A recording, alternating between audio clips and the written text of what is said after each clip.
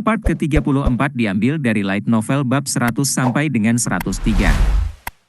Hatinya jatuh dan terhairan. Tidak mungkin. Apakah dia mendeteksi sihir dan energi spiritualku? Baru-baru ini, jumlah orang yang tahu tentang kekuatan alternatifnya meningkat. Namun, itu adalah kekuatan yang seharusnya tidak go public. Jin mencoba yang terbaik untuk menyembunyikan kegugupannya dan menatap lurus ke mata Dante. Kekuatan rahasia. Bagaimana apanya? Apa ini? Jin, apakah kamu sudah mempelajari jurus membunuh yang menentukan dari klan Rankandel? Bradin tiba-tiba bergabung dalam percakapan. Sejak dia menjadi pesulap bintang 7, dia juga menunggu pertumbuhan yang sama dari Jin. Itu hanya firasat. Tidak pernah ada waktu di mana nyali saya berbohong kepada saya selama pertempuran. Aku tahu dari saat kami bentrok pedang. Apakah saya bisa menang atau kalah? Hal-hal seperti itu. Dan meskipun ilmu pedangmu tampak lebih tumpul daripada milikku, aku masih merasa seperti akan kalah. Betulkah? Betapa kerennya. Pada akhirnya, saya gagal. Jadi firasat saya benar. Namun, jika kamu benar-benar tidak memiliki teknik atau kekuatan rahasia, maka saya menahan diri untuk apapun. Mendengar kata-kata Dante, Jin hanya tersenyum, tapi di dalam, dia terkejut. Firasat dan tepat. Ngomong-ngomong, bersiaplah saat kita bertarung berikutnya. Saya akan memberikan semuanya. Jin, Dante. Gerakan mengungkap kekerasan seksual demi menghapuskannya. Saya sedang menunggu hari di mana kita semua mimpin klan masing-masing dan memiliki pertempuran legendaris.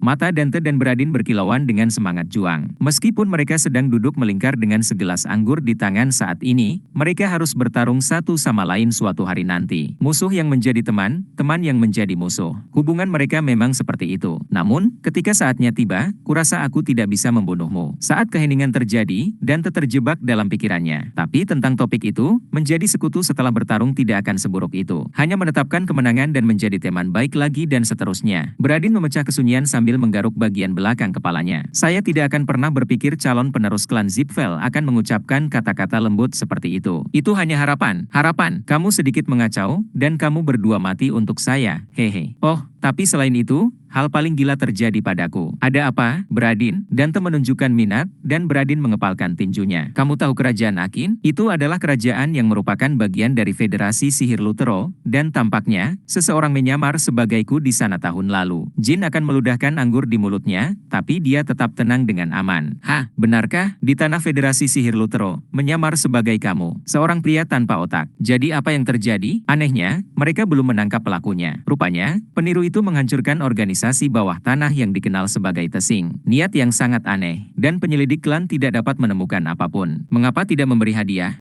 Melakukan itu berarti mengotori nama Zipfel, Dante. Ini pada dasarnya mengiklankan bahwa Zipfels yang sangat kuat tidak dapat menemukan peniru yang sangat sedikit. Jin dengan tenang menjelaskan, dan Bradin mengangguk. Tepat. Dan baru-baru ini, kami kehilangan Lord Andre. Itu bukanlah sesuatu yang perlu diutarakan sekarang. Oh, Jin, bukan untuk membuatmu tidak nyaman. Bahkan tidak ada konfirmasi bahwa klan Rankandel adalah biang keladi di balik kematiannya. Tapi bagaimana jika itu? Untuk pertanyaan Jin, Dante terbatuk dan melirik Bradin. Zipfel muda mengangkat bahu. Kami, juga, membunuh banyak orang dari Rankandel. Itu hanya hubungan pembayaran hutang. Jadi ketika saatnya tiba, itu akan menjadi sama. Dan sejujurnya, aku tidak terlalu menyukainya. Bahkan, aku membencinya. Jadi calon penerus klan Zipfel tidak menyukai kakek tua dari Komkamun kedua. Saya tidak berpikir itu sesuatu yang harus kamu katakan tanpa hati-hati. Bagaimana menurutmu, Bradin? Jin dengan tenang berbicara. Dia bertanya-tanya mengapa Bradin tidak menyukai Andre. Apakah karena Andre kehilangan jalan para penyihir murni dengan menggunakan orb dewa iblis, atau hanya temperamen sesatnya yang berbeda? Eight Herway, bola itu harus menjadi masalah besar bagi keseluruhan Zipfels. Tapi sebelum itu, apakah Bradin tahu tentang bola itu? Melihatnya, aku yakin dia akan merasa ragu untuk bereksperimen dengan manusia atau mengumpulkan kontraktor untuk bola itu, tapi dia tetap akan melakukannya. Itu mungkin terkait dengan alasan dia tidak menyukai Andre. Tapi itu bukan sesuatu yang Jin bisa tanyakan. Itu hanya sesuatu yang saya katakan.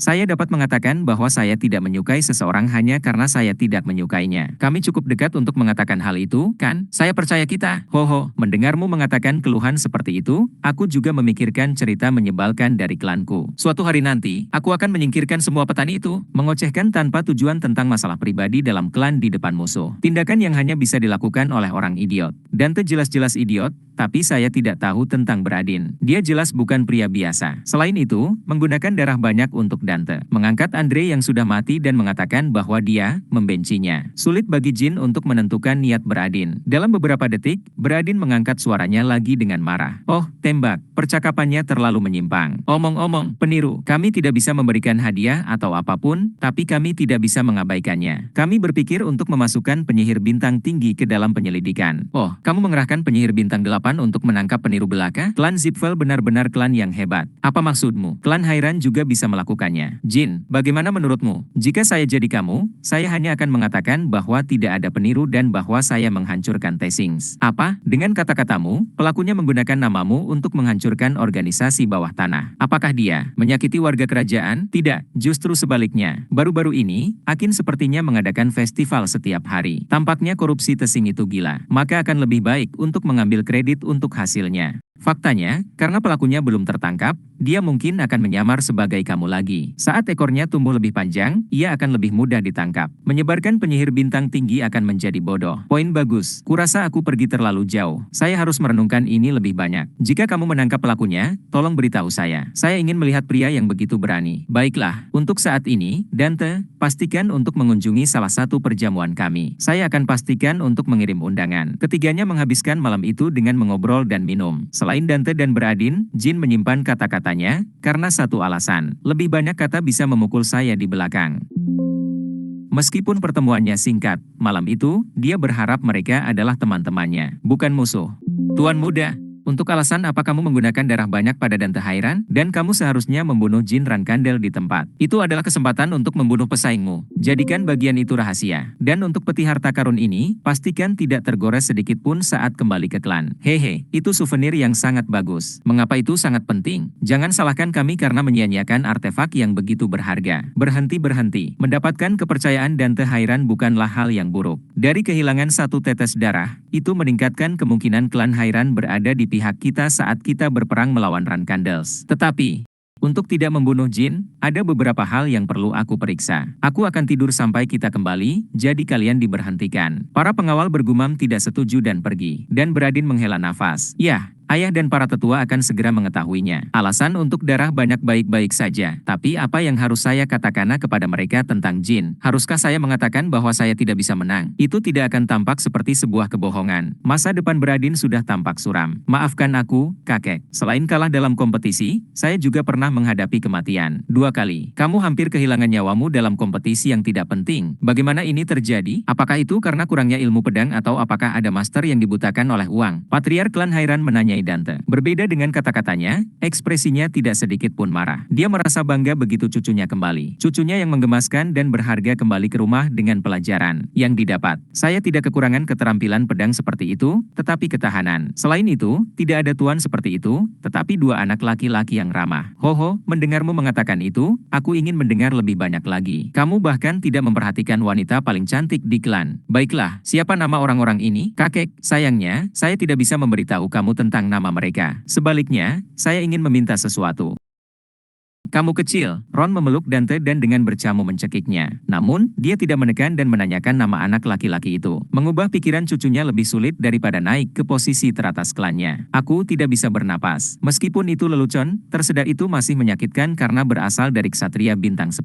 Kamu membuat kakekmu kecewa begitu kamu datang. Namun, aku memaafkanmu. Apa permintaanmu? Dalam situasi apapun, tolong biarkan aku menyelamatkan kenalan ini. Ah, kau kembali? Bagaimana? Nah, apakah kamu dipukuli oleh Dante atau Donte atau apapun namanya? Ekspresimu sedikit muram. Tidakkah menurutmu, Strawberry Pie? Apa yang kamu maksud dengan suram? Tentu saja aku menang. Tuan muda, apakah kamu lelah? Kamu tidak terlihat terlalu baik. Saya mengucapkan selamat atas kemenangan kamu. Tetapi apakah kamu mengalami dilema? Apakah kamu diracuni atau semacamnya? Tidak apa-apa, Gilly. Aku hanya sedikit lelah. Bagaimana kabar kalian tanpa aku? Oh, Tuan Jin, kamu kembali. Wah, kali ini, kemenangan dalam kompetisi pertarungan. Sebagai perayaan, tolong kamu tangani bagian belakang bajuku. Nya berlari ke arah Jin, menawarkan pena dan punggungnya. Sebuah perayaan, Jin mengambil pena dan melihat tangannya yang lain. Dia memegang piala bergigi hiu dengan erat.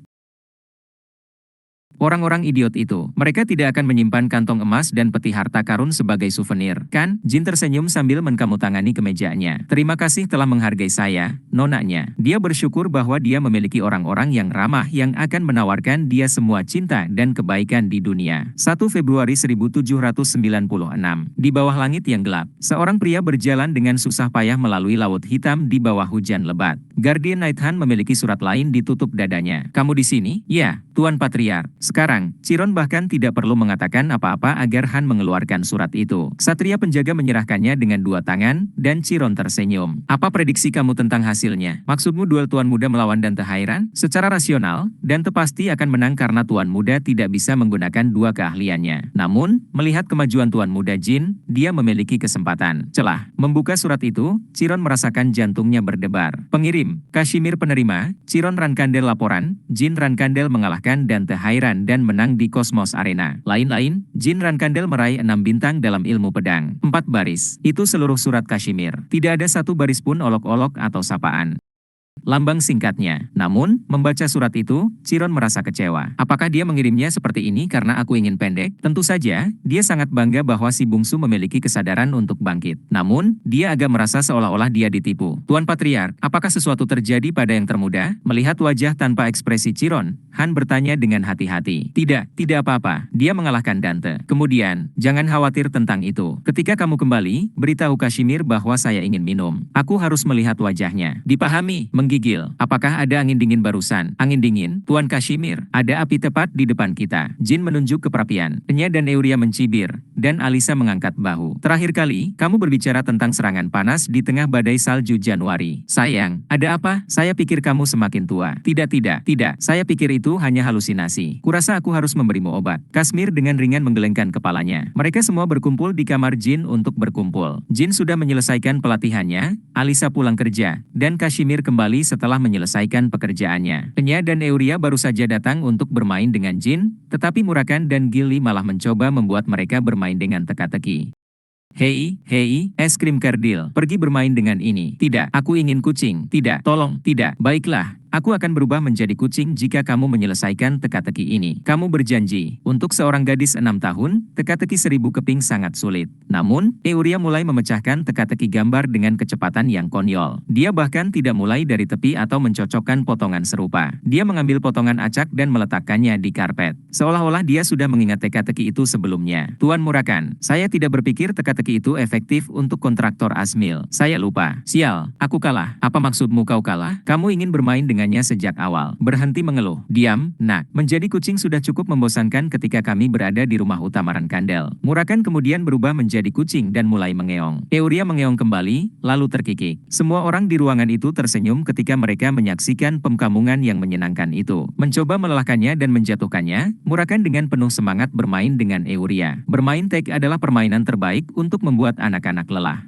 Murakan melompat dari lantai ke meja, dan Euria mengejarnya seolah-olah dia dihipnotis. Dia pria yang baik, kontras dengan cara bicaranya. Tidakkah menurutmu, Tuan Muda? Euria tersandung melintasi ruangan saat gagal menangkap Murakan. Di sisi lain, Murakan sedang bersenang-senang. Dia menggoda Euria dengan nyaris tidak melepaskan tangannya setiap kali dia mencoba menangkapnya. Setelah 5 menit mengejar, Euria mencoba melompat ke atas meja tempat Murakan berada. Namun, meja itu terlalu tinggi untuk dilompati Euria. Euria, gadis muda itu membenturkan kepalanya ke sudut meja dan jatuh ke belakang. Permainan teks singkat dengan cepat berakhir. Untungnya, dia tidak terluka parah. Tapi itu normal bagi semua mata untuk menatap Murakan. Naga hitam bodoh. Apa yang akan kau lakukan jika anak itu terluka? Murakan menurunkan telinganya. Dari lemari meja, secari kertas terbang keluar dan mendarat di sebelah Euria seperti daun yang jatuh. Sementara semua orang memeriksa kesehatannya, Euria tidak mempermasalahkan memarnya. Sebaliknya, matanya tertuju pada selembar kertas. Itu adalah peta harta karun. Dengan mata berkilauan, Euria berteriak. Itu adalah peta harta karun yang diterima Jin di Cosmos Arena. Dia telah meletakkan piala di mejanya dan peta harta karun yang tidak berarti di lemarinya dilupakan. Dia berpikir bahwa menerima peta harta karun sebagai hadiah dari geng bajak laut tidak ada artinya.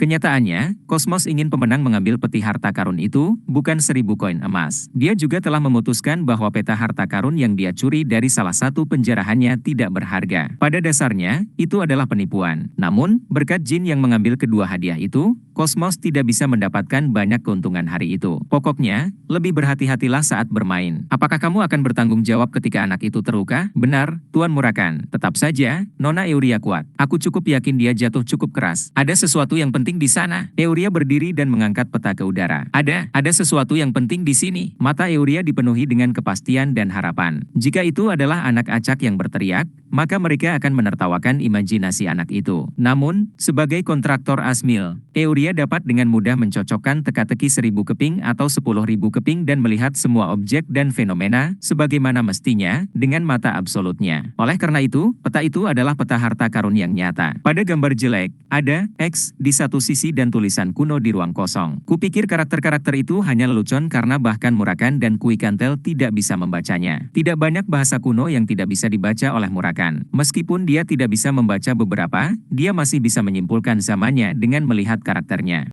Apa yang kamu maksud dengan sesuatu yang penting? Euria, bisakah kamu memberitahu kami lebih banyak? Begitu Jin melontarkan pertanyaan, mata penasaran Euria yang berkilauan terus berlinang air mata. Dia merosot ke bawah dan mulai meratap. Saya sangat sedih. Dengan mengaktifkan kemampuan Asmil, Euria melihat sesuatu yang berbeda dari yang lain. Harta karun yang tersembunyi di suatu tempat yang dalam. Dan tragedi yang terjadi karena harta tersebut. Kemampuan Asmil harus diaktifkan sekarang juga. Pertama, kita harus menenangkannya. Katai, bawalah Tri, cepat. Pengaktifan kemampuan suci melawan kehendak kontraktor muda itu tidak baik, terutama bagi para kontraktor Asmil karena bisa kehilangan sense of reality mereka. Pada saat ini, dia membutuhkan naga penjaganya. Kashmir bergegas keluar, dan Alisa menggendong gadis kecil itu di lengannya. Ini terjadi berkali-kali sebelumnya. Sepertinya putri kita sama sekali tidak normal. Beberapa detik kemudian, Latri tiba. Di mana Euria? Di sini. Latri berlari ke Euria dan duduk di sebelahnya. Matanya terpejam, dan energi biru melilit mereka. Resonansi. Di antara adegan-adegan yang dilihat Euria dengan kemampuannya, Latri mengambil bagian yang menyedihkan dan sebaliknya menderita.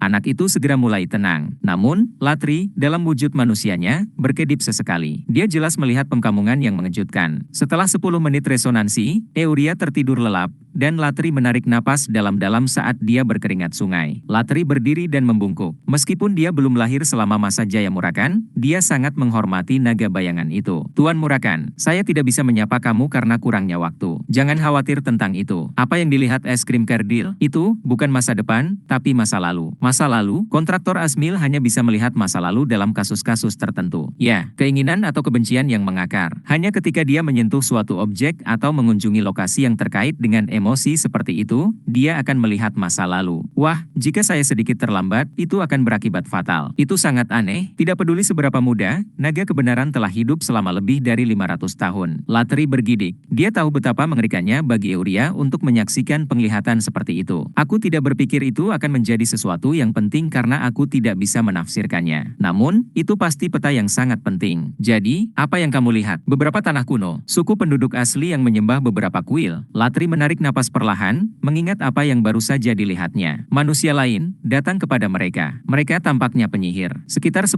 dari mereka. Para penyihir awalnya bergabung dengan praktik keagamaan mereka. Lalu, seorang pesulap membunuh anak penduduk asli. Orang yang sangat muda, lebih muda dari Euria, selagi hidup. Saat penjelasan yang mengerikan berlanjut, para pendengar mulai bernapas dengan berat. Latri meneteskan air mata saat dia melihat wajah polos Euria. Dan mereka terus membunuh anak-anak. Selalu, mereka menginginkan sesuatu. Itu, objek ilahi yang disembah oleh penduduk asli. Setelah mendengarkan sampai saat itu, Jin memikirkan sebuah kisah yang dia tahu. Tuan Latri, maukah kamu menggambar seperti apa benda suci itu? Tunggu. Latri menerima pena dan kertas dan dengan cepat menggambar objek yang dilihatnya. Sebuah piringan bundar. Objek itu memancarkan cahaya, tapi itu tampak seperti cermin perak biasa padahal tidak. Runtuhan kolon. Peta harta karun itu menunjuk ke artefak cermin runtuhan kolon. Sebuah penemuan yang tidak terduga. Cermin, air mancur mana? Siapa yang mengira bahwa peta dari turnamen yang diselenggarakan bajak laut menghasilkan artefak seperti itu? Artefak kuno yang diketahui dunia oleh seorang jurnalis pemberani sebelum kemunduran Jin. Pada saat itu, jurnalis dengan cermat mengungkapkan keberadaan cermin bersama dengan kekejaman yang dilakukan klan Zipfel terhadap penduduk asli kolon. Tentu saja, berita ini berakibat fatal bagi Zipfels, yang melambangkan dan melindungi perdamaian dan keadilan. Namun, wartawan tidak bisa menghadapi klan besar sendirian.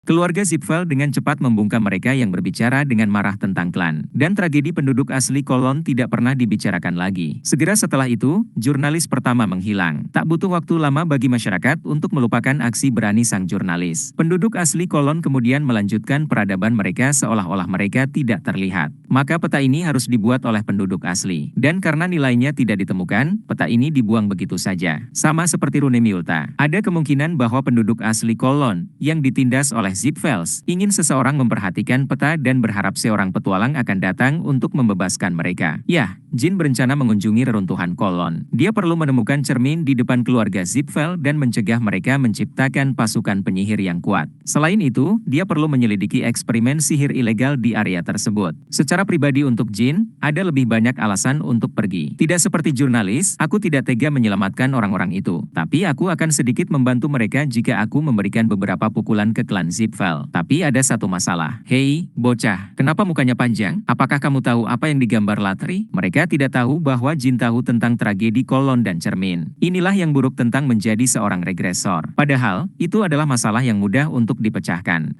Aku tidak tahu, tapi saya mendapat firasat buruk. Tuan Kashmir, saya pikir kamu harus menyelidiki isi peta ini. Inilah sebabnya dia menetap di Tikan. Ya, saya setuju. Saya juga khawatir tentang sejarah yang putri saya bayangkan. Seolah-olah, saya pikir peta ini datang ke tangan kamu karena suatu alasan. Itu benar, Tuan Muda Jin. Pertama, saya akan mencari jauh dan luas seseorang untuk membaca teks-teks kuno ini. Kemudian kita bisa menemukan petunjuk pertama kita. Tuan Kashmir, ini hanya firasat, tapi saya tidak berpikir Merak Tujuh Warna harus secara terbuka menyelidiki kasus ini. Dengan begitu banyak kebencian yang tersimpan di objek itu, kita mungkin tidak tahu apakah kekejaman masih terjadi. Itu poin yang bagus. Penyihir yang membantai penduduk asli. Kuharap itu tidak berhubungan dengan Zipfels. Merak Tujuh Warna segera memulai penyelidikan mereka, tetapi mereka tidak dapat mencapai banyak hal dalam 2 minggu. Itu diharapkan. Penduduk asli Kolon adalah bagian dari kerajaan Peilon, yang merupakan bagian dari Federasi Sihir Lutero. Dan berabad-abad yang lalu, mayoritas dari mereka dibantai oleh Zipfels. Karena ini, tidak banyak yang tersisa di tanah. Selain itu, karena beberapa yang tersisa tetap terperangkap di reruntuhan Kolon, pasti sulit menemukan seseorang yang bisa membaca peta. Namun, petunjuk pertama ditemukan di lokasi yang tak terduga dekat. 17 Februari 1796.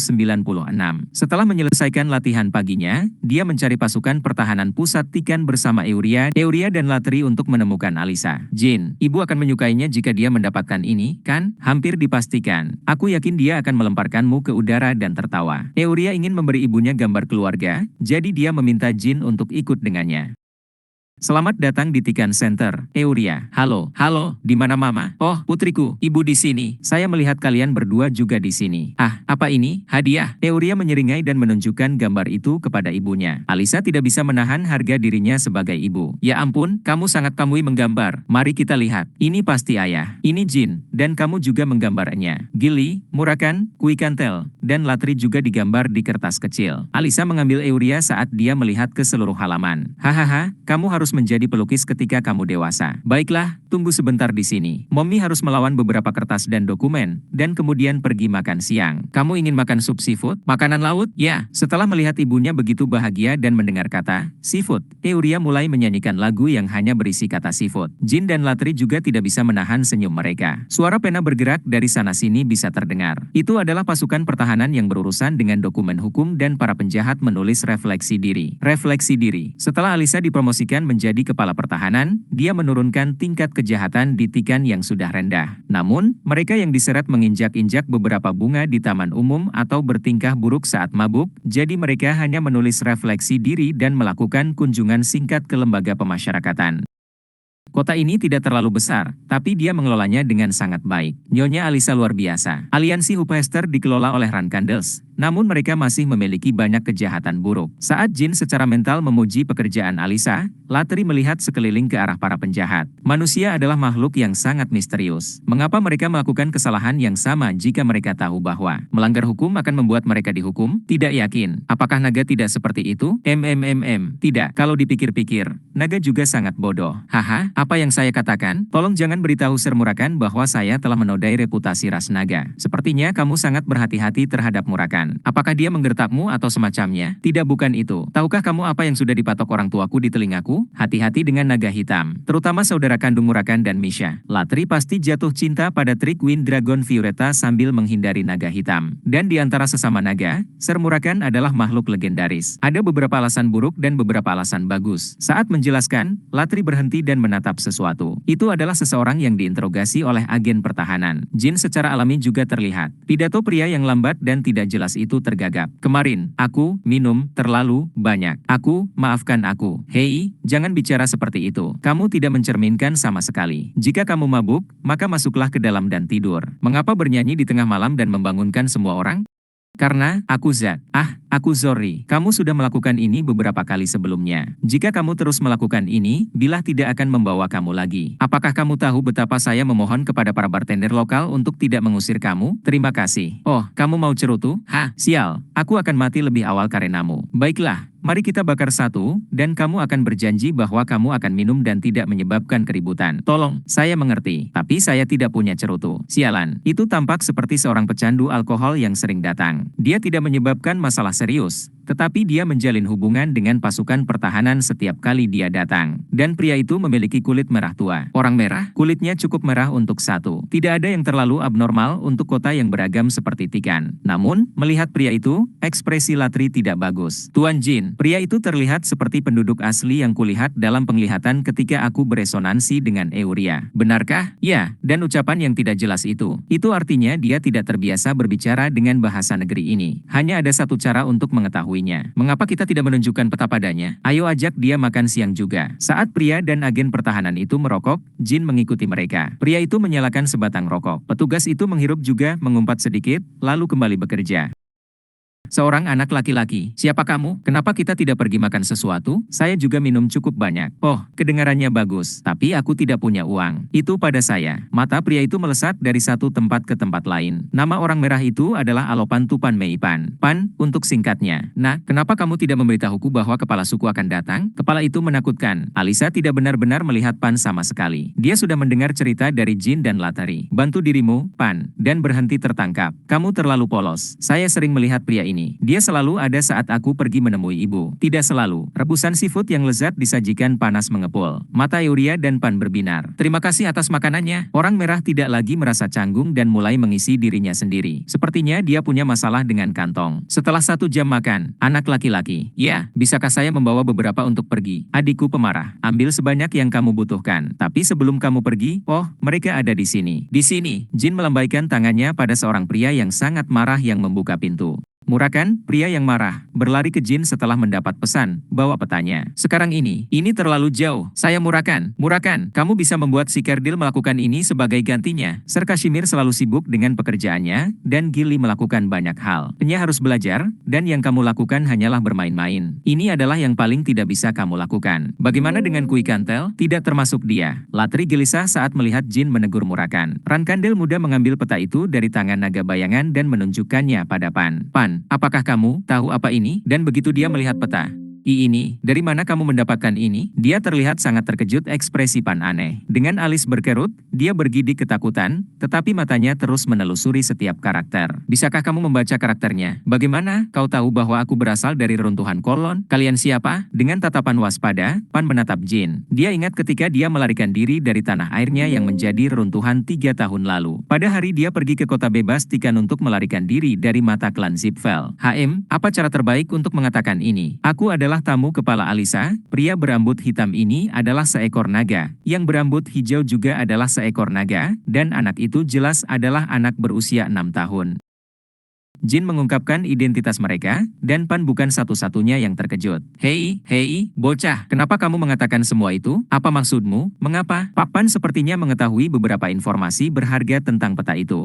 Pak Pan, beginilah cara kami mengidentifikasi kamu. Akan lebih baik untuk mengatakan yang sebenarnya. Selain fakta bahwa Euria adalah kontraktor Asmil, Latri, si kepala hijau, adalah naga Asmil. Dia menyentuh peta ini dan melihat penglihatan karena kebencian yang tersimpan di dalam objek. Dalam penglihatannya, dia melihat melihat orang-orang sepertimu yang sedang tersiksa. Itu pada dasarnya kebetulan. Pan terdiam beberapa saat, lalu berbicara. Bolehkah saya pergi minum smoke? Lanjutkan. Pan berjalan dengan susah payah ke halaman depan restoran. Berskamur di dinding, dia menyalakan tongkat. Aku cukup yakin dia bilang dia tidak punya cerutu, tapi dia punya. Jin menyeringai, dan Latri dengan cemas membuka mulutnya. Pria itu, bagaimana jika dia kabur? Bagaimana dia? Ini adalah tanah orang Kerdil. Benar. Saya minta maaf, Tuan Murakan. Meminta maaf untuk apa? Bukan apa-apa. Setelah membakar seluruh tongkat, Pan tampak lebih tenang dan teratur, lebih tenang dari sebelumnya. Bolehkah saya menanyakan beberapa hal? Tentu saja. Apakah kalian Zipfels? Kami tidak benar-benar berhubungan baik dengan mereka. Apakah kamu tahu apa arti peta ini? Bukankah itu mengarah pada harta karun? Bukan harta karun. Saya mengerti. Jin menjawab dan mengangkat bahu dengan ringan. Mata Pan menyipit. Apakah kamu akan menyakitiku jika aku tidak membantu? Kami bersumpah bahwa kami tidak akan melakukannya. Bahkan setelah kamu mengeluarkan sup seafood, kami tidak akan membahayakan atau mengancam kamu. Kami tidak bisa berbuat apa-apa tentang kamu ditangkap karena perilaku buruk. Sebaliknya, pertemuan kita tidak akan ada. Jin tidak berniat berbohong, karena dia mengakui bahwa dia adalah penduduk asli Kolon. Saya yakin dia melewati banyak hal untuk menghindari mata Zipfels, tidak perlu mengganggunya. Keheningan memenuhi ruangan, dan Pan tenggelam dalam pikirannya. Apakah itu benar-benar kebetulan bahwa dia bertemu Jin, atau apakah mereka memburunya? Dia sampai pada sebuah kesimpulan. Itu bukan sesuatu yang bisa dia putuskan begitu saja. Saudara saya, semuanya, saya pikir kita harus pergi ke saudara saya. Jin mengangguk. Kalau begitu mari kita tunggu sebentar sampai mereka mengemas makanannya. Pan adalah pembohong yang berbakat. Dia bilang dia tidak punya cerutu, tapi dia punya bungkus. Dia bilang mereka harus pergi menemui saudaranya, tapi itu bukan saudaranya.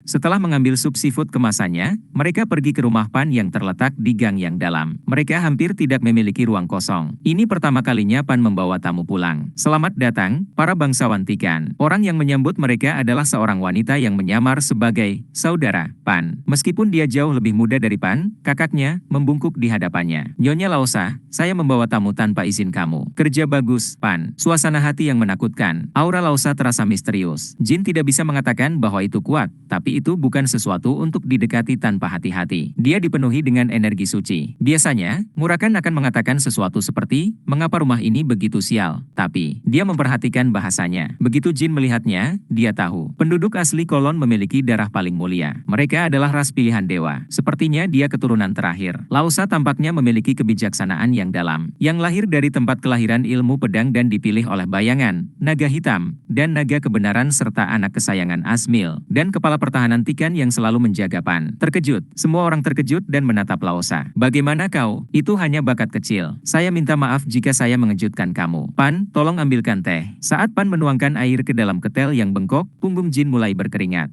Sedikit bakat, dan sikap tenang, seolah-olah dia sudah tahu bahwa mereka akan datang. Jin belum pernah bertemu manusia seperti Laosa. Tidak, dia bahkan tidak tahu apakah dia manusia sama sekali. Aura yang melampaui ini, aku pernah merasakannya sebelumnya. Aura yang sama yang dia rasakan saat dia mengontrak Solderet di kehidupan masa lalunya. Itu lebih lemah, tetapi serupa. Nyonya Laosa, apakah kamu seorang dewa? Meskipun kedengarannya terlalu tidak pada tempatnya, tidak termasuk Euria, semua orang juga memiliki pertanyaan itu karena udara yang menyesak. Tetap saja, auranya sangat kuat. Itu menimbulkan pertanyaan, apakah dia dewa? Tidak, aku kapal. Jika saya adalah dewa, maka saya tidak akan kehilangan tanah air saya dan menjalani hidup saya dalam persembunyian. Murakan mengangguk seolah dia tahu. Dia adalah wadah dewa. Ada kebijaksanaan besar yang tersisa, tetapi segera semuanya akan hilang. Itu benar. Namun, mengatakannya membuat hatiku sakit, hai naga hitam besar. Mendengarkan semua percakapan sejauh ini, saya pikir itu menunjuk pada reruntuhan Kolon. Kalian adalah penduduk asli Kolon. Ini adalah pertama kalinya saya mendengar tentang dewa yang turun ke sana. Siapa ini? Bahkan jika aku memberitahumu, kamu tidak akan tahu. Selain itu, maukah kamu menunjukkan petanya kepada saya? Laosa mengulurkan tangannya dan membuka tangannya. Jin meminjamkannya peta. Kakek saya yang sudah meninggal membuat peta ini. Itu seharusnya memiliki dua nasib. Dan untungnya, alih-alih Zipfels, itu datang kepada kamu.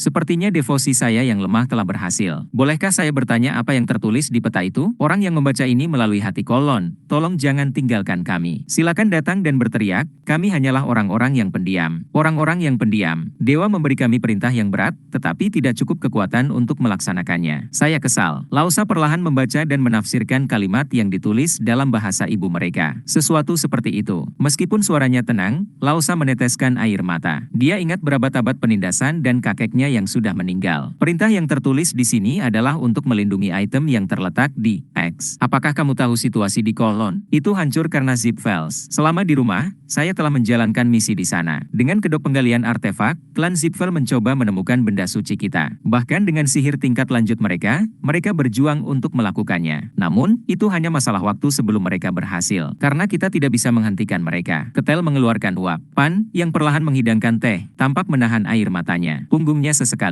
terkilir mendapatkan kembali ketenangannya. Pan membagikan cangkir-cangkir teh yang sudah diisi. Laos tersenyum. Kakek saya adalah orang yang realistis. Tanpa janji timbal balik, dia memohon untuk tidak ditinggalkan. Namun, saya tidak seperti itu. Apakah kamu ingin melakukan perdagangan dengan saya? Kamu benar-benar diambang kehilangan kebijaksanaan kamu, dan kamu ingin berdagang, hanya meminta kami untuk membantu. Lagi pula kita akan pergi ke Kolon Ruins. Meski mengucapkan kata-kata kasar, Murakan sangat ingin membantu ketidakberdayaan Laosa. Jin juga berpikir bahwa kesepakatan itu tidak perlu. Seperti yang dikatakan Murakan, mereka tetap akan pergi. Dan rencana awalnya adalah untuk mencegah Zipfels mendapatkan artefak cermin dari tangan mereka. Saya tidak percaya pada bantuan yang dilakukan karena kasihan. Pan dan saya harus menderita banyak pertempuran hanya untuk mencapai rumah kecil ini. Nona Laosa, tolong lupakan kenangan itu. Saya minta maaf. Kalau kamu minta maaf, tolong berhenti minum dan ditangkap. Pan, bagaimanapun, jika kamu bersedia menyelamatkan orang-orang saya, hanya ada satu hal yang bisa saya tawarkan. Apa itu? Aku akan menggunakan sisa kekuatan suciku untuk memanggil doamu. Saya yakin sudah lama kamu tidak mendengar suara Solderet. Murakan dan Jin saling berpamungan. Hoho, sepertinya kamu tahu banyak. Bagaimana kota ini memiliki kapal dewa tua dan kontraktor Asmil? Terlalu banyak anak dengan kewaskitaan dan kebijaksanaan. Apa yang akan kau lakukan, Jin? Bagaimana menurutmu? Tidak ada alasan untuk menolak. Saya mengerti, Nona Laosa. Aku akan segera pergi ke Kolon Ruins. Namun, saya tidak dapat menjamin bahwa saya dapat menyelamatkan orang-orang kamu. Dia akan membantu mereka jika itu sesederhana melawan penyihir Zipfel, mendapatkan cermin, dan mengawal penduduk asli ke tempat yang aman. Tapi keselamatan bukanlah miliknya. Pergi ke sana sudah cukup. Saya akan memberitahu kamu lebih banyak tentang masalah internal, jadi tolong tinggal sedikit lebih lama. 20 Februari 1796. Hanya 3 yang pergi ke reruntuhan Kolon, Jin, Murakan, dan Kashmir. Setelah kematian Andre dan Violetta, Kuikantel tidak dapat menunjukkan wajahnya kepada keluarga Zipfel kapan saja. Kekuatan Gili masih ditekan, dan Enya terlalu tidak berpengalaman untuk melakukan misi seperti itu. Adapun Alisa, dia harus tinggal di Tikan untuk menjaga keamanan. Jadi, melalui proses eliminasi, ketiga orang itu harus pergi. Mereka menyamar sebagai turis normal dan bersiap untuk pergi. Namun, mereka sudah mendapat masalah. Apa ini? Mereka tidak membuka runtuhan untuk turis lagi. Banyak hal telah berubah sejak masa kadet Jin. Reruntuhan Kolon telah menjadi area terlarang yang bahkan melarang orang di siang hari.